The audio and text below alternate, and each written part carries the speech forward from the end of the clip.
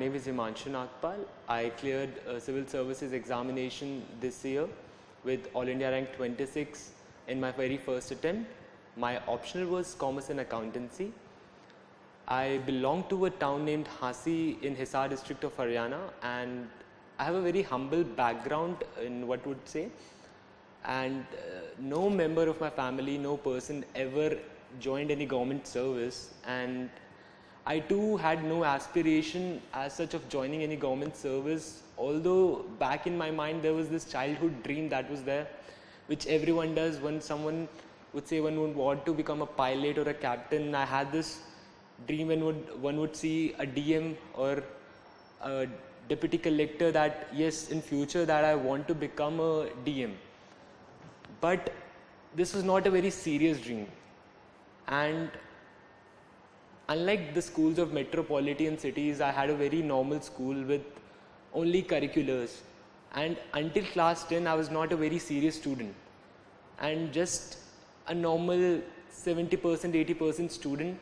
And in class 12th, as I arrived in class 12th, the choice of commerce as the field of study came very naturally to me, as medical or non-medical was not considered very much comfortable for me as they require hard preparation. But that choice became a blessing as I had developed an interest, because that was just a very new thing that I began, and as I started it, there was right guidance available to me in the form of the teachers, and the interest that I developed deepened over time.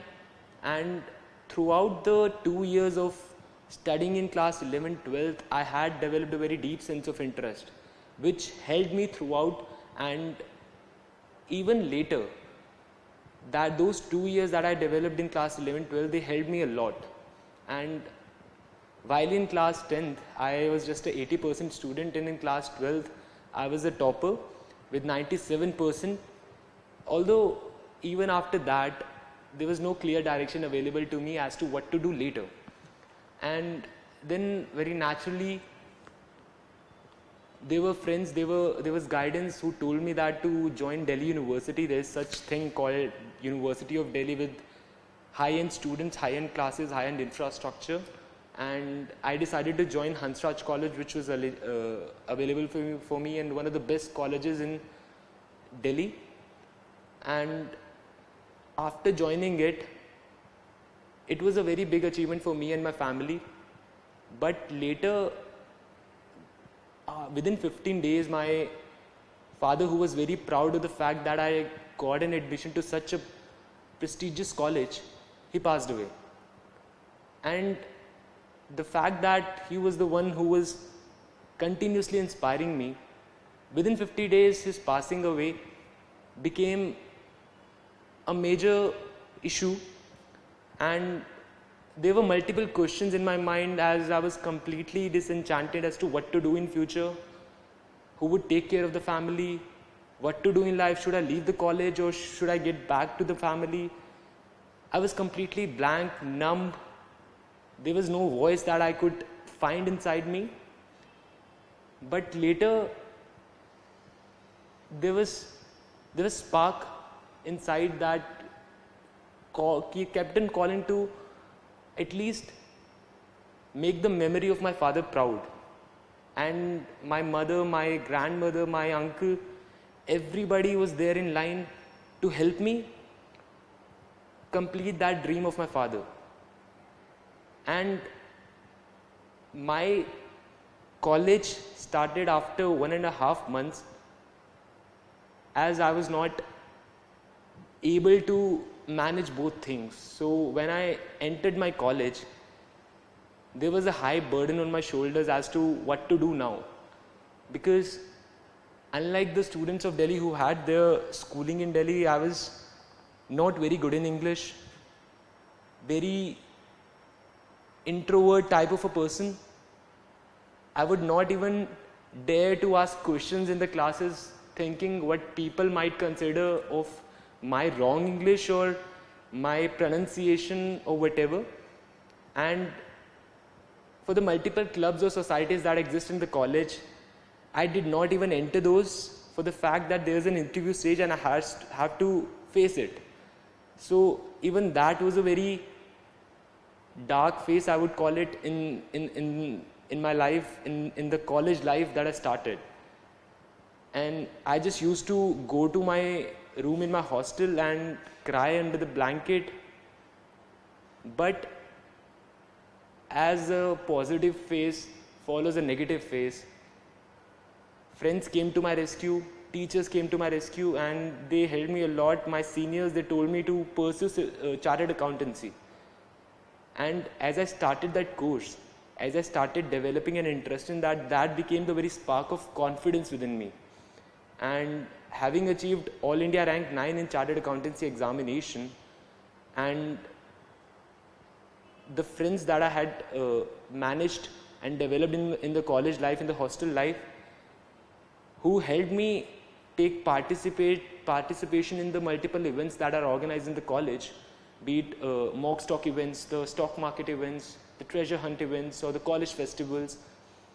I could have sensed a growth in me, in my personality, in my speaking skills, and that phase of growth is what inspired me to grow further. And with that, I decided to now that this is the right time that I strike the iron road and enter into this phase of civil services. So while I cleared my chartered accountancy examination in second year of my college, in third year I decided to start this civil services examination. So in my sixth semester, I had started doing the very basic things that are required to build the foundation of this mountain of civil services examination preparation, which are the NCRTs. So when I just entered this phase, I was not even aware of the basic concepts like democracy, difference between a member of parliament and a member of legislative assembly, and what are the elections that happen in India, the difference between a president or a prime minister, such very basic things which any aspirant of civil services examination would know. Even those who are just entering would know. So when I started this, it was a very exciting phase for me, being a first attempter. Everything was new to me, everything was just helping me develop a sense to what the preparation in future would be like. So after completing NCRTs, which I had done before the classes that I had joined was starting,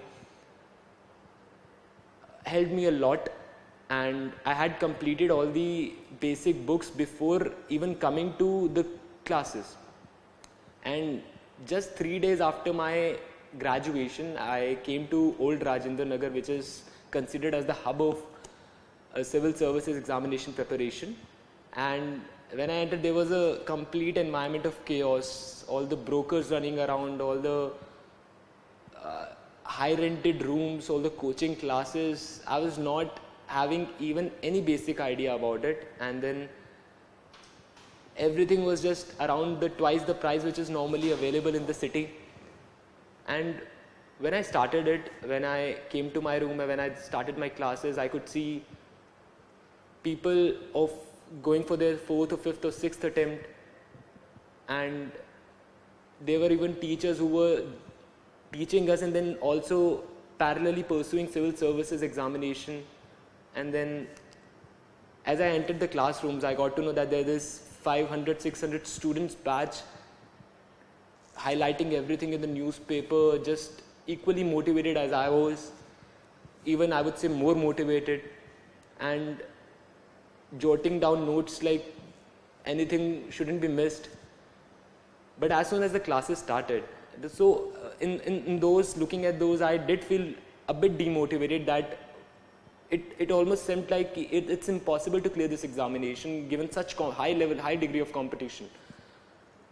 But as soon as the classes started, I did feel that the foundation that I had developed through the use of NCRTs, through having reading these NCRTs very thoroughly and very basically making notes out of it, it did help me develop that confidence in the classes, that I was able to understand what the teachers were suggesting, what the teachers were teaching in the classes, and for prior 4 or 6 or 7 months, it was completely a stage of learning where everything was new to me, and it's the very blessing of having a first attempt that you don't have any burden on your shoulders that of any sort of failure, of any sort of giving a proof to anyone that you have this ability. You just learn. You just get to know new things. You just get to register those things in your mind, and it should be that way only, that you think of this examination as more of a learning process which helps you develop your personality and develop a sense of understanding of which things that goes around you, be it elections, be it the management of an urban body, or what is a panchayat, what it actually is. So for those 6-7 months, it was completely a stage of learning. I used to make very basic notes, ask very basic doubts, and people in the classes even used to laugh at me at what this doubt is. So I was not afraid of any of those smiles or grims or of the laughs that I used to get, but yes, it may hurt you at times that people are laughing at you, but आपको समझना पड़ेगा that this is very fundamental to it, and you need to have that self motivation which keeps you going. So around February, I had completed all of my basic books, all of my basic stuff, and what I did was that every day 3 hours at least I would spend on the basic books, be it Lakshmikant or Spectrum or the NCRTs or the basic geography books, environment books, which all of you would know. But I used to ensure that I do not take the strategy of completing a book or completing a resource within a single day. Every chapter of Lakshmikant, no matter how many times I would have read it, I would ensure that I read every single chapter, at least 1 chapter a day. So using that strategy, I ensured that I kept my preparation based on the plan that I had prepared for myself. And starting with it, I had a mission statement with me, with a basic motivation that I had. Why did I wanted to join civil services? This is the first question I asked myself when I came here, and this is a very basic question that is asked in an interview as well. And I had this thing very clear in mind, and every day when I would wake up or when I would go to my bed to sleep, I would just look at that question and look at the answer, and that very answer helped me assess my performance, assess my improvements, and kept me going. Along with that mission statement and the fact that why I wanted to join civil services, I had some fundamental rules that I had jotted down of trusting my abilities, of trusting myself, having that confidence, and the fact that written very largely in bolds that I can do it. No matter what, no matter how people are doing, no matter what people are choosing towards, I can do it. And then putting all of my 100% in just one single attempt, and not to put anything aside and put to make it like 80 or 20, 80 in this attempt or 20 in next attempt or 16 in this attempt or 14 in this attempt. I ensured that whatever I did had to be in this attempt. So with that plan in mind, by February my basic syllabus was complete with the Lakshmikants and Spectrum and all the basic books. And after February, I just ensured that the test series for prelims that I had started, I kept on pace with that. I followed it very, very religiously. And for the current affairs part, I had kept a separate register for myself, where I would very basically separate things based on the section that they belong to in the syllabus. And based on the syllabus, syllabus and previous year question papers are the very fundamental part of this preparation, as you would already know. But it's important for one to realize and one to keep pace based on that. It's easy to say and it's difficult to do, as I would also know, but it's very important to implement. And then after I had segregated everything based on the current affairs, while it's important for one to know that in the current affairs notebook or register for anything that one is making, only the parts that one tends to forget and one and is required in the memorization process are jotted down.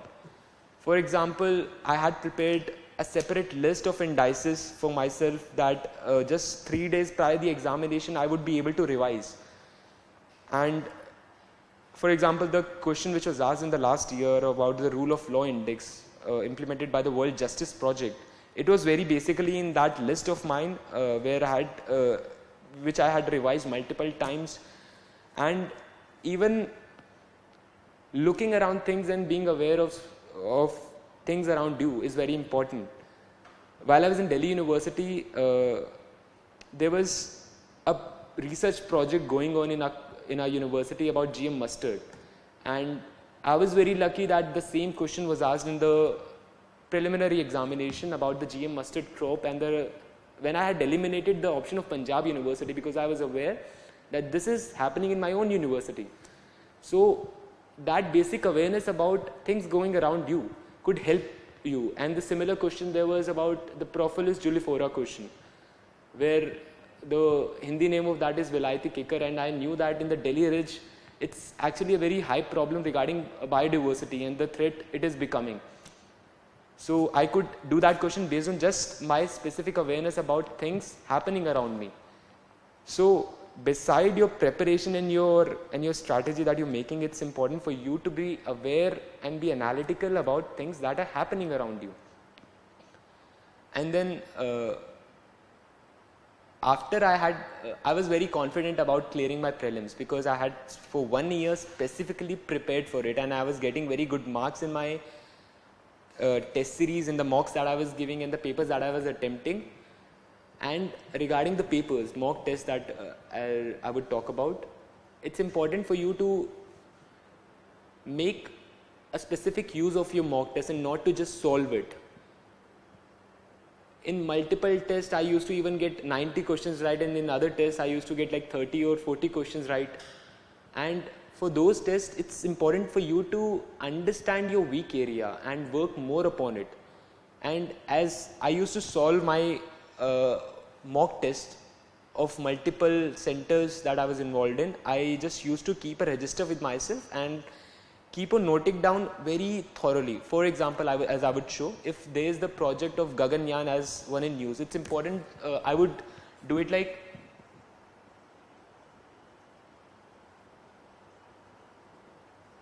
just make a basic heading of it, then it's in the low Earth orbit implemented by 2022. There would be 3 people in this project, and then it's an indigenous project.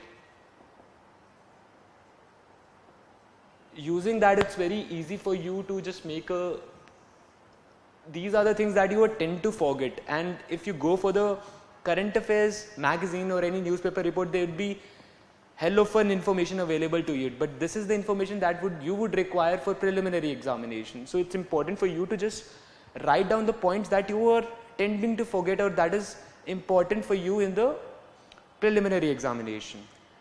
But mains is completely a different game. As if Gaganyaan would be asked in the mains examination, these are the basic information that you would require, but more than it, it's the analytical part that you try to understand. And my option was commerce and accountancy, and I had prepared well for it in the graduation itself, and my understanding that I developed in the chartered accountancy helped me a lot in that. But later I realized that in civil services a different pattern of questions are asked, and then a different type of answers are required in the questions. So it became a bit difficult because I was not very well prepared for the mains examination. And then right very next day, 2 or 3 days you can enjoy, and so did I. So 3rd June the preliminary examination happened, and by 7th June I was back in my shoes preparing again for the mains examination.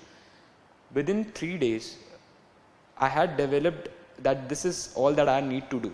So first 2 months I prepared my specific own notes for my optional, completely not thinking about there's another thing that is there in the examination. Just this is my only target that I have to complete within 2 months. So within 2 months, I just prepared on notes, very specific, very thorough notes regarding my optional, and those were the Bible that I used to rely upon every single time. And after 2 months, again I started with the general studies. So some of the topics that are straight mentioned in the mains. Mains is a very easy stage given that there is a syllabus right in front of you. You have topics specifically mentioned on the basis of which the questions would be asked in the mains examination. So mains examination, what I did, I prepared specific registers for every single thing. That if I am reading society, based on the syllabus, if there's a topic mentioned in the syllabus, effect of globalization on Indian society, I would just prepare 4 or 5 pages, leaving 2 pages for any further information that would be available. I would just prepare a basic, very basic definition of globalization and what is it, because it's easy to think that you will remember it in the examination hall, but when you enter it under that high degree of pressure, it's very difficult to memorize it back again. So it's important for you to note it, keep on revising it. For example, if there's a self-help group, if you on that very moment ask yourself, what is a self-help group? It's easy to know, but you have a basic understanding, but writing that perfect definition in the very 3 lines is important.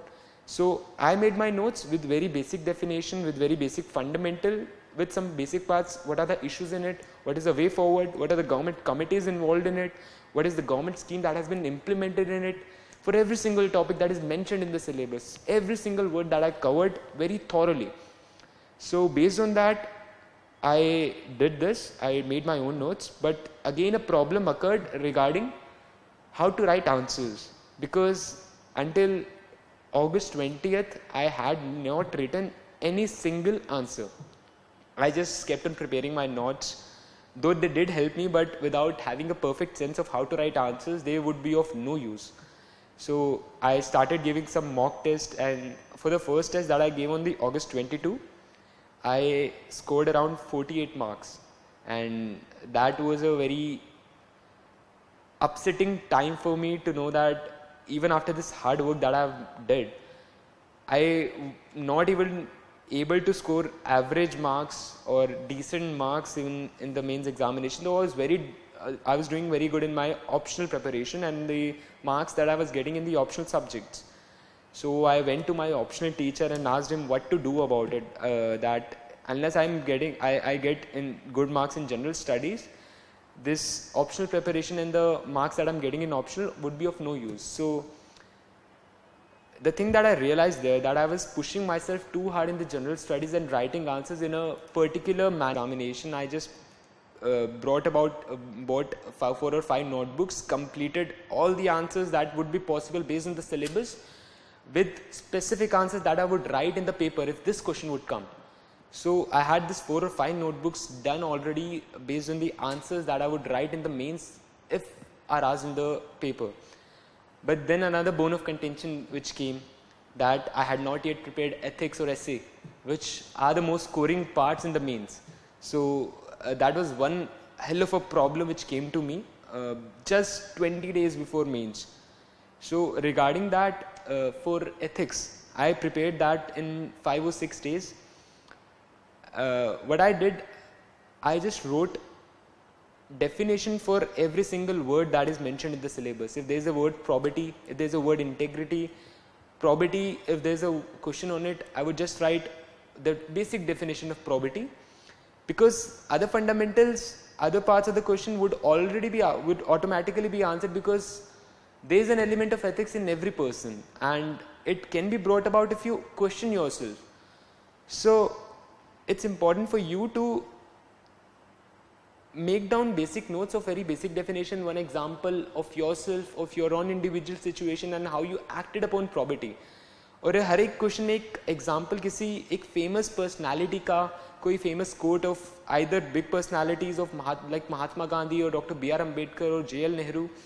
It's important for you to relate that question with those statements and some of the scoring elements in answer writing. For example, in every question they are looking for some basic principles and values.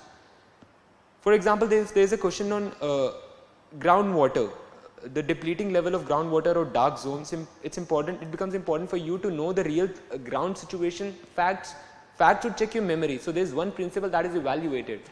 If you give a proper presentation, then it identifies with your lucidity that yes, you are able to present your knowledge in very limited context. That itself presents a complete knowledge. And then if you have some real life case study, real life example of the situation, then it presents that you are a practical person. So the examiner would attempt to give you marks based on the principles that he sees in your answer copy. And if there is no doubt to it that your handwriting, your presentation, which should be clear enough for him to understand, because you have to see your examination paper from the eyes of the examiner, that how would you personally feel if he looks at your question paper, if he looks at your answers, he should be feeling comfortable in evaluating it. Therefore, it's important for you to highlight those basic lines, basic words, or the numbers that you're mentioning, or the committees that you're mentioning. And then, besides the concept of answer writing, I'll tell you a personal instance that it was September 12th, and even after doing every bit that I could, I felt this demotivation that no, I'll not be able to clear this examination, and had this thought of leaving this examination this year. Then at that moment it becomes for you too important to bring that self-motivation in yourself. And I looked at one of the videos of toppers, Pratham Kaushik, that he too had this basic problem right before the examination, that he was thinking of leaving this examination that year. So